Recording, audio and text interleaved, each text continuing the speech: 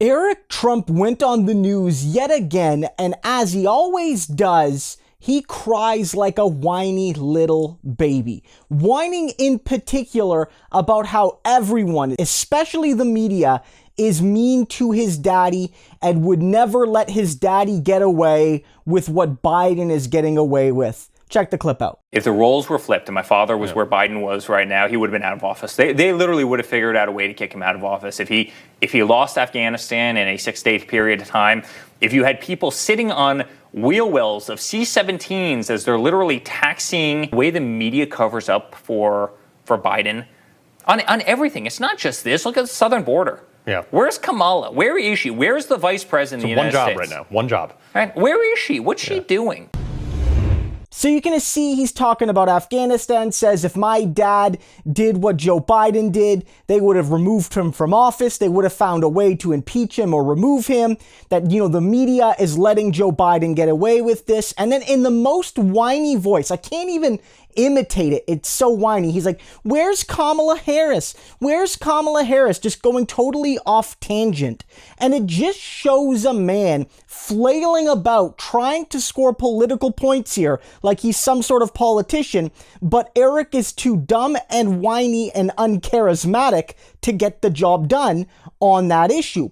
And we have to be really clear here. First of all, Donald Trump would have absolutely gotten away with it. He got away with everything as president. He did literal crimes as president, and the Republican Party, the vast majority of Republican members of the House and Senate, defended him. They defended him on January 6th. If they wouldn't get rid of him then, they would have never gotten rid of him. And let's also be clear, the media has been very critical of Joe Biden on this issue. The media, I think, has been too critical. I think you're seeing like a right-wing, pro-imperialist media landscape really unite to attack Joe Biden because he dared to actually end a war.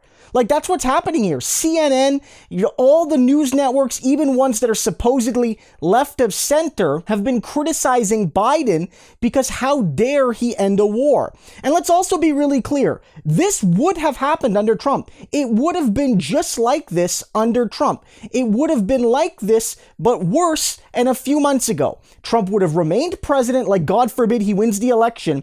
He would have done this back in May like he said he would have, and if he did it back in May, it would have been the same thing, except it likely would have been even crueler, and there would have been an even smaller chance that a lot of the people left stranded would eventually make it to safe countries like the United States, because the Republican Party hates those people so much, even if they did so much for the United States.